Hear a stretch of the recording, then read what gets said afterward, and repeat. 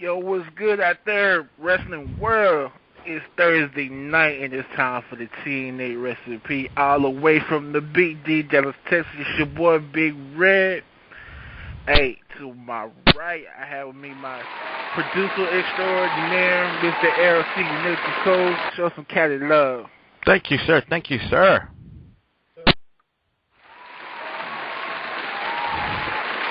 To the other side of me, I have with me always my co-host from the Steel City, Big Ant. Where you at, bro?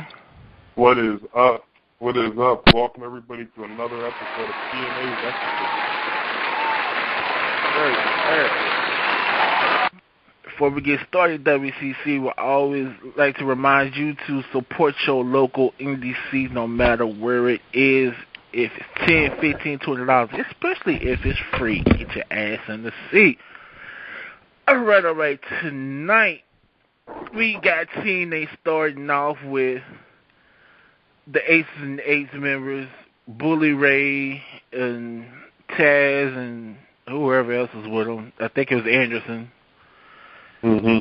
And basically punking out Mike Tenay. Say, hey, y'all try to Taz, like, hey, you try to keep me off of my show, try to keep me from doing my thing on the, calling the matches. So he's like, you know what? You don't worry about doing it tonight. I got this tonight. I got it. You take your ass on somewhere.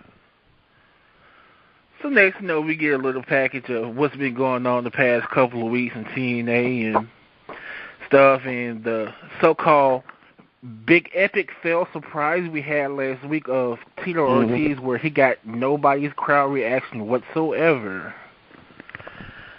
And Rampage was like, we're gonna find out why he's here. Who gives a fuck? Actually, I would just like to add something, because I don't know if anyone else caught it. I swear when we were seeing the tapes from last week, that they added actually some fan interaction in there. It sounded like they had fans cheering or something. Like they piped in the sound? Yeah. Like how in other company they mute. When a certain wrestler talks, they mute when the crowd chants boring because, they don't want anybody to think that they're boring anymore. Yeah. What's funny, though? It's funny that people would rather watch preseason football than watch Tito Ortiz on TV. Well, hey, he's washed up. Right. So next, we get, they coming out to the ring. Taz goes over to the announce table, tells JB, like, hey, this is my table. This is my announce table. This is my chair. He's talking about, no, what? Say, you can have the chair. I got me another chair. So he punks JB. I'm like, wow, they just Taz punking people now? Really? Right, Taz, everybody forgot Taz can't move. I just love how the whole time Boy Ray kept talking, like, yeah, that's right, you tell him. And he's like, dude, just let me talk. Yeah, I'm about to be real disrespectful now, but Taz, I got a question for you. Where did your neck go, bro? Where did your neck go? Like, no neck ass punking people. I think that's called the Hoopa Looper syndrome. You lose your neck after when you get older. Yeah, I don't know what happened to him. That dude used to be so in shape and so cut and ripped. What happened, Taz? You just let yourself go after you stop wrestling. What's really going on? Living in New York and Subway. Anyways, we get even the ring. Bully Ray's not in a good mood, which he's not been in a good mood since he's got caught up in his own shit, busting the head with a hammer. So he gets in the ring, bitching and crying and moaning about all that. Calls out Chris Sabin. Chris Sabin comes out and was basically telling him, hey, you know what I'm saying? I just capitalized off of what you did. You and your crew is the one who entered the hammer. I just capitalized on it and busted in your head with your own hammer. You got caught up in your own shit. Basically is what he told him. Basically. So he's like, he told him, next week, they're going to be locked in the cage. Aces and Eights, no main event Mafia. It's just going to be them two, and he's going to beat them again. 1, 2, 3. Right.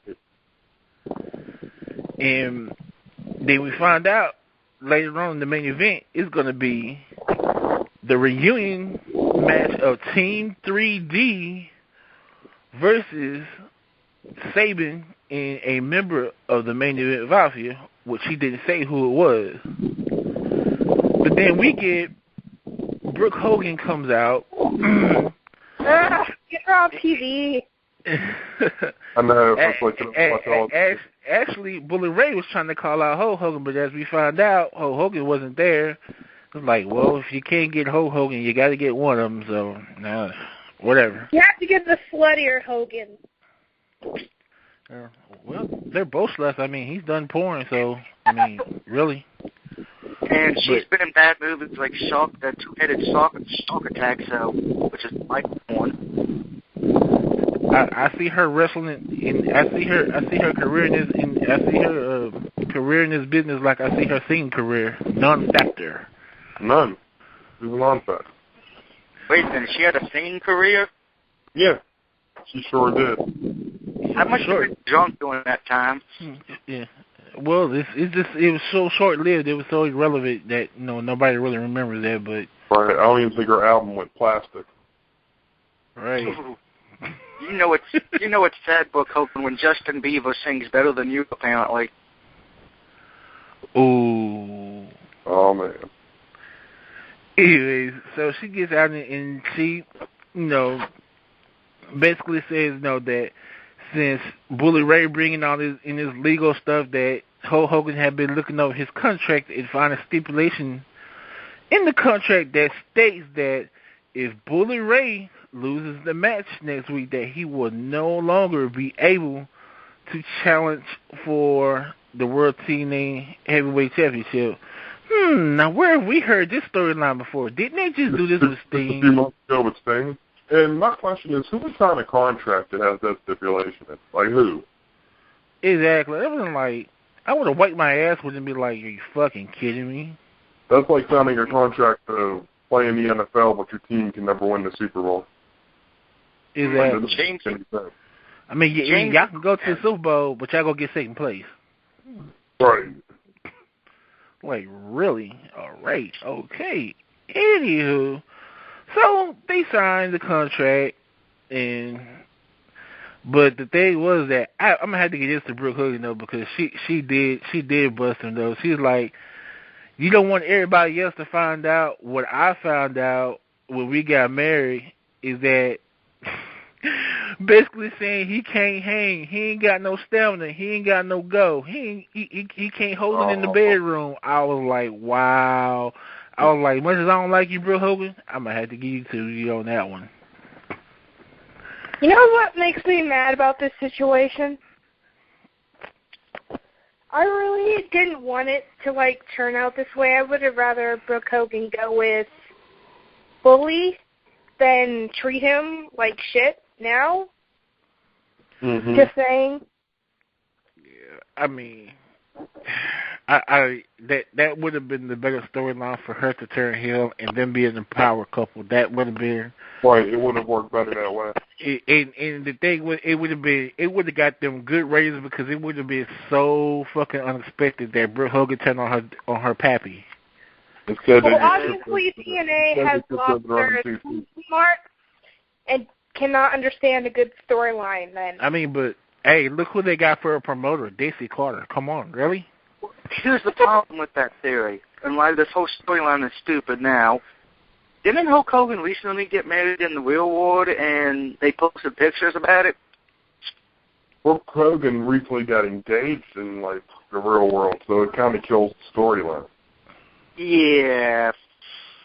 Yeah, but see, the thing is that it still would have worked because, okay, how many wrestlers do you see get into these storylines and they're all married? I mean, hell, Bully Ray's married. They do it now. I mean, they do it now, and now it makes less sense to do now. That's the thing. Compared to back when there was no internet, it makes less sense to do it.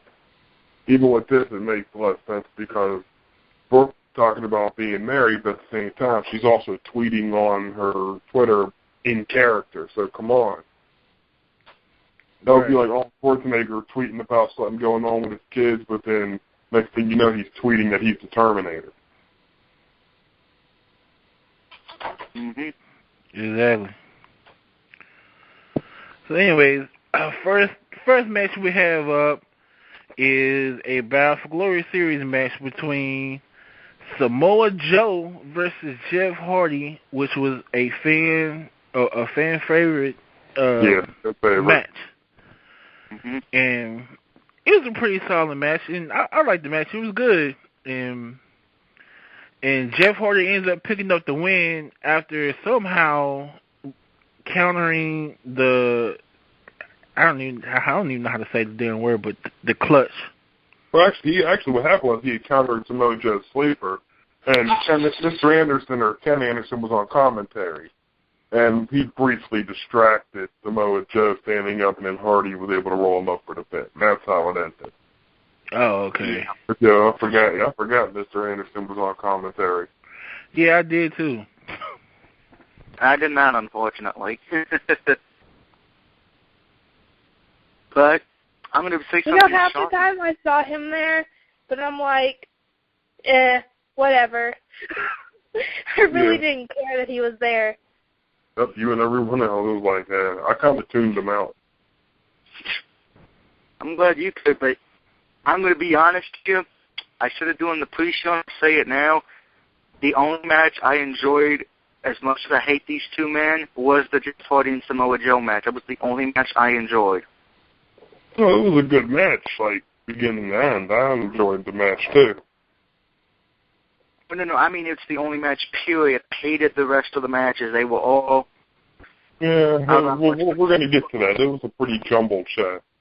Right. I'm being polite. The show sucked tonight. I think WWE Superstars or TNA Explosion would have been better.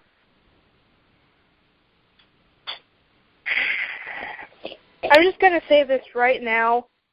Just this whole show, aside from a couple matches, was complete shit. Yeah, I mean, the show was the drizzling shit. All right. Next segment up, we have Daniels backstage talking about his match later on with Kazarian. Talking about, what's going on between them now that, I'm 3 for 3 in the Battle for Glory series. He's 0 for 3. So, I'm gonna win this, say it's like it's not bad influence time, it's my time. I'm like, wait a minute. Are you Shad now? It's your time? Like, really? But anyways. Well, we have we had Anderson and Magnus, didn't we? Unfortunately, yeah. This is when the train wreck started to happen. Yeah. Next up, we have Magnus versus Anderson, and it was going good until the interference by Bobby Roode. Bobby Roode comes out there and busts Ken Anderson with the fucking chair, causing Magnus to lose 10 points in the Battle for Glory series by disqualification. Right. That's what he did. That was all just part of an agenda. Right. Now, first of all, if I was a ref, I wouldn't have called it disqualification because anybody know completely see that he did that shit on purpose to cause him points. Mm-hmm. Mm-hmm. Charles would have been like, "Damn, you're dumb." So, I mean, what the fuck? I mean, really? I know how Bobby Roode's been, and, he wants winning and stuff, and he's going to be all badass. But to me, honestly, it made no sense for him to just come out there and randomly attack someone. And I remember exactly, he went over to Magnus and patted him on the shoulder. It's like, okay, at the same time, I can understand it, but other times I'm like, really, what was the point of this? Well, the point of it was that Magnus is the leader right now. He was the leader at 49 points. That cost him to lose 10 points. So now he's down to 39. Mm-hmm. His point lead goes from 23 to 13 points. Well, that part I did understand that it cost him the points, but I don't understand why he would specifically target them. He could go after anyone. He went after the guy who had the most points. Yep. Unfortunately, it was stupid because of this, Mr. Anderson went from being out of the tournament to now being tied for third place with Jeff Hardy. Yeah, it was just crazy. All right, moving on. Next up, we have Rude doing the commercial, talking about how the game has changed, that he told everybody last week that, things are changing. It's not going to be the same. That the old Bobby Roode is back. The selfish generation basically is back. That it's all about him. What does y'all think about that segment right there? Well, I like, it's one of the things where Rude's trying to, ever since he's lost that title, he's been spending all this time trying to somehow get back into the title picture.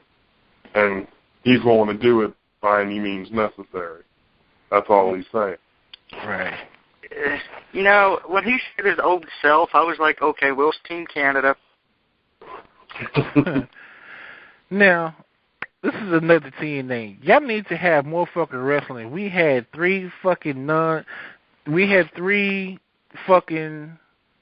segments in a row, which two of them were irrelevant, and one of them was just really gay.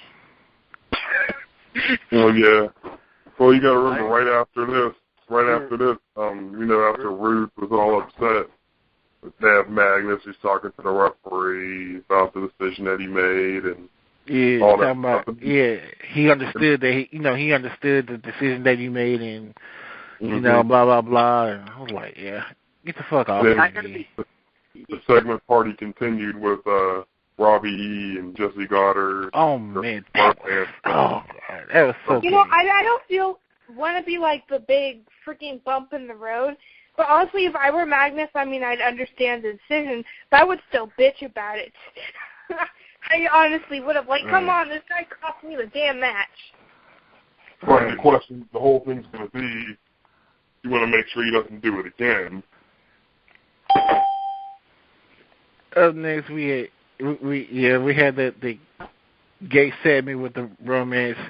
Yeah, we kicked Terry to the curb because it's bromance before romance. I was like, gay angle. I told you, Red. Gay angle. That sounded so suspect. I'm like, Billy. Here we go, Billy and Chuck 2.0, except a little bit worse. Oh, baby, you. Oh God, no. Leave the singing to me, but I'm sorry, this team bromance, I'm sorry, looks like a gay combination of the Jersey Shore meets Big Brother. Whoever thought of this idea needs to be fired and slapped. Well, actually, wait. You can't say that because that dude Jesse is from the Big Brother, and Robbie E supposedly is from Jersey, bro. Yeah, he is. Oh my God, I totally did not remember that Jesse was from Big Brother, and I watched that. Unfortunately, I did. I don't even watch it, but I saw him on there. But he considers himself a celebrity, and it's like, man, I don't really know who you are. Yeah. Basically, he's trying to be a ripoff of The Miz. Yeah, the difference is at least The Miz, he actually cares about the business. Exactly. The Miz actually has wrestling talent. You took the words right out of my mouth. I was just about to say. I made that reference to Billy and Chuck 2.0. But the difference between them is that Billy and Chuck had skills. Yeah. But let's be honest, though. Kara's got better skills than Jesse. And you know what, though? Even though, a lot of people say they didn't like it, I'm actually, I don't know if I'm weird for saying this, but I actually liked the Billy and Chuck angle. I mean, it's stupid. It was a good set. It was a good set. Dude, Jesse Goddard has no fucking charisma whatsoever. No, I'm talking about the Billy and Chuck. I ain't talking about these guys. At least with Billy and Chuck, I'll say it, at least the idea was somewhat good, and at least they pulled off good. I mean, the only tag team had before them was the idiot in WCW. Exactly. At least you had two guys with skills and charisma. I mean, here's my whole thing. Personality. Because I don't like either of these guys. As much as TNA needs more tag teams, it's like, whatever. I mean, Jesse Goddard has the fucking personality of a fucking paper sack. I mean, guy is awful. I mean, why in the fuck is and he Robbie still... E is just as bad. Like, Robbie E's not just... Rob Echo's actually got skill. It's just that they got him doing that silly gimmick. Yeah, it's that gimmick that's just stupid. If you go back and watch some of his indie stuff, he's actually pretty good. But Jesse Goddard, I mean, really, you let guys go. You let guys go like Joey Ryan and Matt Morgan, but you keep Jesse Goddard. Jesse Goddard can roll around in cow shit and he wouldn't draw a flag. Serious. No. Here's how bad Jesse is, okay? I'm friends with one of the people who work for Botchamania. He said, and I quote, "We won't put Jesse on there because it would be too easy having a target." Oh, we need to put him on there. It's Botchamania. Well, back to the show. This is where I gotta take over from here with Tito Ortiz. Of course, they showed the hype from last week when we all got let down with the August 1st thing. August 1st, blah, blah, blah. And we all got let down. But when they got Tito Ortiz is on his way out to the ring he does an interview with Jeremy Borash, saying that he knows the fans have a lot of questions for him, but he doesn't have too many answers. And then, like always, I want to make one thing about this. I'm like, why in the fuck were y'all playing a cheer track, and when you showed the audience, nobody gave a flying fuck that he was out there? Put a cheer track in there, because last week it was like, whatever. Yeah, last week you could hear fucking crickets chirping like, really? Yeah. This guy? Instead of the chill track, you know what they should have put? They should have bumped the loser one from The Price is Right. Yeah, well, we were all losers that night. But yeah, he says that the fans have a lot of questions. He doesn't have too many answers, but Kurt Angle comes out and cuts him off because I guess it's required for Kurt Angle to challenge any washed-up MMA guy that shows up in the TNA. He says, when you're in my ring, you're in my world. He's like, I've earned the title of the greatest wrestler alive. I've beaten a lot of guys, Kurt. He said he'll respect Tito's space as long as Tito stays out of his. And right after that, Bully Ray comes out and says he doesn't respect either of them, and that he could take Tito out by make him tap out, and that he's been kicking Kurt's ass forever at that. And then, after Bully leaves and heads backstage, so then Kurt and Tito Ortiz shake hands, which made me wonder what was the point of that segment. To piss us off? Yeah, I mean, like, what was the point? Like, what are we supposed to be getting out of that? And then I took a quarter of them. We're supposed to get an orgasm out of that. Gotta hope I'm on watch them fight at Bound for Glory, those two. And then we got to see the Bromans and Mickey James go up against Gunner, James Storm, and ODB. We get these intergender six-person tag matches. I guess hilarity always ensues at some point. But the most important part of it is what happens is that James Storm hit the last call super kick, and then they did like a powerbomb neck breaker combo for the win. For Gunner, James Storm, ODB to win.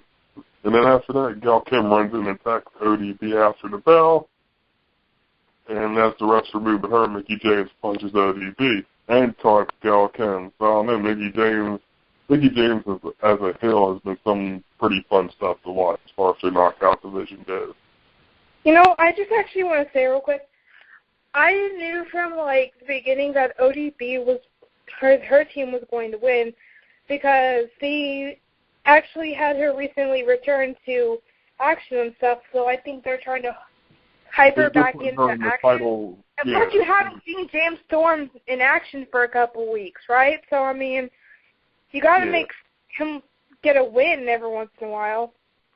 This was a way to get her back into the running for the Knockouts title. Let's be honest. We knew Gunner and Storm will go on a winning wasn't because they're the tag team champions and ODB's coming back, because they went against the jobbers of TNA in the bromance. And I feel sorry for Mickie James. I hope she got a big payday out of this. You talking about paycheck or the candy bar? Rainbow, paycheck, dildo, a new horse, a new country soundtrack, whatever she got out of it. I hope it was enough. And you know what I hate? I hate one thing I hate about Mickie James is her damn e-begging. I hate her e-begging ass. Trying to get fans to help her pay for her damn country soundtrack. That's all I wanted, some product placement here. Buy my album. I know you're buying that. Oh, believe me, I can already guarantee it since they're going to be in Norfolk, Virginia. It's going to be in their little clearance section right next to their RVD action figures. That's just The match we got was Kazarian versus Christopher Daniels. They're bad influence going up against one another. And they hyped this matchup almost the whole show. Them talk smack on each other and everything. Because it's all about the title, not about them being friends. Yeah, there was actually some pretty good wrestling going on until they both decide to hop out of the ring to let the referee count them out, but they didn't get the point. And after the match, Bobby Roode comes out and he talks about how, aces and eights, and he talks about the main event mafia and Ortiz and Rampage being together, and that they forgot about Bad Influence in itself, and they make up 25% of the series. So what they're going to try to do, it looks like, being that everybody else in the Bound for Glory series is being cooperative, they're deciding that the three of them are going to be cooperative too. To be called Rude Influence or what? Oh God, that actually won't be bad. Rude Influence. Like I said in our conference before we started recording, I really did expect the end because they've been hyping way too much of an argument between them. Obviously, they were going to stick together, at least in my opinion. The only thing I didn't see coming was Bobby Roode coming out. When he came out, I thought he was going to try to attack and they were going to double team him. So, I didn't really see them uniting in the end. I was like, well, there's an actual shocker to me. But you know what? The only shocker of the night. I'm going to say fuck it. Bring back beer money. Fuck it. Yeah, please. I think America's Most Wanted at this point. It's nice to see them team up, but I don't think the Rude Influence is going to last because I already have a feeling there's going to be Jackass fans next week that are going to be chanting for Rude's Brood. And yes, I'm going old school on that if anybody remembers that team name. Watch your money. The pay-per-view and your alcohol. Oh man, I miss that damn music. They need to bring that. They better bring that damn tag team back. You know why that's not gonna last between them three? Is because the fact of Bobby Roode done already said it's about him. Right, but he's just using them he's gonna use them to try to get himself a little bit further on in the series. Remember, he said he's the leader of the selfless generation. Right. So that brings us to our main event. Bully Ray and Devon together, what you would call a 3D reunion. They go up against Sabin, and it's mystery part. Sabin first he came out with Sting, but then Kurt Angle ran to the ring and helped Sabin attack Bully and Devon, which made me wonder why it was Sting to begin with. How could a tape show have this much of a cluster? You know why Sting was out there? He had to make a paycheck. He wanted his money for the night. He was going to get paid regardless. But wait a minute, though. Remember they said that, I think it was last week, they said whoever gets pinned in that match in the Bound for Glory series is going to, got to resign. Right. They got to resign from TNA. They got to leave TNA for... Ain't Sting contract coming to an end soon? If I'm not mistaken. It might be. I know that he's been sending feelers out to the other side, so maybe and they only talk to you if your contract is coming to an end. Right. Yeah, that whole match next week got fucked up thanks to Kurt Angle, so... The the match itself, or maybe they'll have some. Maybe they could just have Kurt lose, and then he goes to rehab. Right. Well, I would have rather seen. I remember her saying that Kurt's supposed to be going to rehab. Yeah, right, Kurt's not going to be on next week's show next week. They took him off the lineup. Yeah. I was going to say, but the thing that would be wrong with that, Kurt losing, they say the loser has to leave TNA, period. He's not coming back. Okay, but people always come back. That's the thing about this. But you know, this is TNA. Yeah. Kurt Angle always comes back, no matter fucking. He can never come back, and he'll be back next week.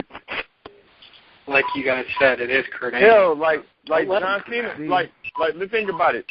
Like it was a big guy from the company up north that got fired during a Kurt Angle, but still was on TV every week.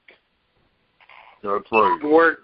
Or if he does get fired, or right before they fire him, then all of a sudden the higher up will be like, "Oh nope, you can't fire him now," so they stop that right at the last minute. We'll have to see what happens with that. But anyway, this match ended. I mean, with Sabin hitting Bully Ray with a cross body block for a pin. I was like, wow, how often do you see a match done like that? Where it's finished, not somebody kicks out. Where's the finish? And that's Sabin, crazy, though. You have Wait, your that's how he beat Bully Ray? You have your champion. You have your world champion win with a cross body. Right. I thought I was watching Steve. This isn't Steamboat versus Ric Flair from 1987. So he didn't even have to use any of his finishers? Well, he couldn't use. Bully's probably I mean, I get that, but I mean, like, damn. I was going to say, he wouldn't be able to pick up Bully Ray for the Hell Sabin, no way. That's what I mean. They could have finished it differently. He could have had a better. Or maybe they could have had him do the Tornado DDT. He's ended matches with that move or something. Yeah, you're right. Something. Well, longer than a fucking cross body. You got a guy that's like what, 250? You got a guy, Bully Ray's like what, 240, 250, 255, 265, whatever. 275. Like, Sabin's like what, 220, 215, 225? Well, not even 225, probably like 220. What they were trying to sell was that Bully was stunned from going through that table before that happened. So I guess they're saying, well, he was kind of out of it. guess. That's what I mean. It's a guess thing, but I don't know who's worse, the company up north or TNA. Yeah, I mean that's the thing. People can talk smack on TNA, but I like TNA though. The company up north, their stuff isn't that much better. More people just watch it. Right. But to me, if you like wrestling, no gimmicks and acting, bullshit aside, I'll say watch TNA. But if you're like gimmicks and all that other promos and, TV talking every 15 minutes, watch the company up north. Yeah, TNA has good wrestling. It's just that their storylines are a lot. Right. And their segments are a lot. I have sometimes defended their storylines. I have defended a lot of things about TNA. But even I have to admit, now granted, even the company up north has crappy storylines quite a few times. But, yeah, TNA storylines have not always been their strong point. But they've known that about TNA for years, even when it first started. It's just the fact that the great wrestling and the great divisions and the great wrestlers themselves kept it afloat, among other things. Yeah, but all that matters right now in TNA is, like, right now in Wrestling America, Brooke Tessmacher is still twerking. Like they say. Anybody see that video of her twerking? It's nice, right?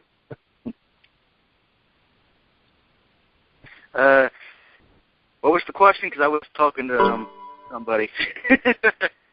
Did you see the video of Brooke Tessmacher twerking last week? Oh, no. I think it was on Vine. I don't know. No, I didn't see that. And she favorited my tweet when I put that.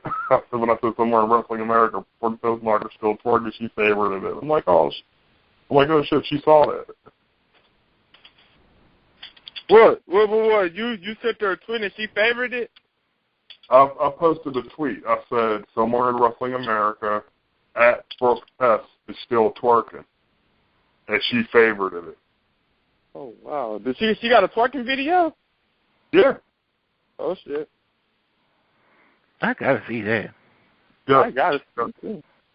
Everybody watch it before bed. Since I already have it up, you want me to go over the points for the Bound for Glory series in case anyone asks? Yeah, sure. go ahead. Let's do it. All right. In first place is Magnus with 39 points. In second place is Samoa Joe with 26. In third place, we have a tie with Anderson and Jeff Hardy at 24. And in fourth place is Chris Daniels in 23rd. Yes, there are 5 people in the semifinals right now. After that, it's AJ Styles with 22. Austin Aries with 21, Robert Roode and the big Mexican Hernandez with 7, Kaz with 2, the rookie has the big old goose egg, and Joseph Parks has -3. He is the retarded one of the Bound for Glory series. Hey, you know the best thing about tonight, guys? No Joseph Park. Yay! What? No, that was the worst thing about tonight. Out of everything. I'm like, I didn't get to see Joseph Park. A.K.A. Abyss. Hey, I am not a fan of the gimmick Joseph Parks. I'd rather have Abyss. Man, Speaking of Abyss, where the fuck is he? He's supposed to be a champion. That character is so funny.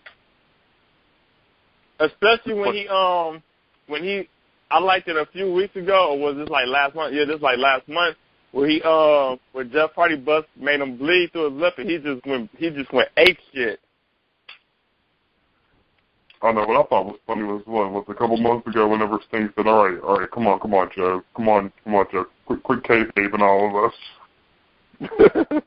Like, we know who you are. Oh, man. And so I should... Oh. Yeah, go ahead. I was going to say, should we get ready to wind this thing down? One thing I can't believe though that AJ Styles is at the end, but I think he's gonna win. I think they gotta have the hero. I don't know, because they fucked it up when they had Chris. I thank God for it. I like Saban. Don't get me wrong, but they fucked it up and they had Bully Ray drop it. He should have at least held it until Bound for Glory, then drop it to like Styles or somebody. They fucked the whole storyline up. Yeah, I would have had Bully Ray hold the belt nonstop until Bound for Glory.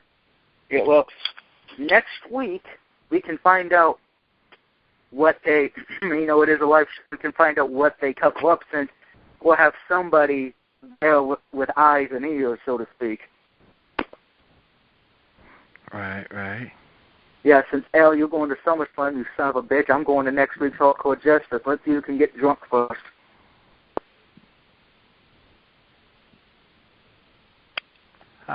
Yeah. All right. Hey, you'll be there for 2 shows because I'm pretty sure that next week is the live show, so I'm pretty sure they do the taping for the next week. Yeah, if they do a tape one, I'm going to be doing lots of drinking. So I'll be on the show next week, probably drunk off my ass. Yeah. Oh God, Doug Barrett drunk. Hey, I haven't been drunk in 3 weeks in 3 weeks. Okay. I'll be starting to drink next week, and I'm going to enjoy every fucking minute of it. All right. You are listening to the Tna Recipe going down every Thursday night, 30 minutes right after TNA. The number to call is 760-569-7676. Again, that number is 760-569-7676. Access code 200-446-pound. Again, the access code is 200-446-pound.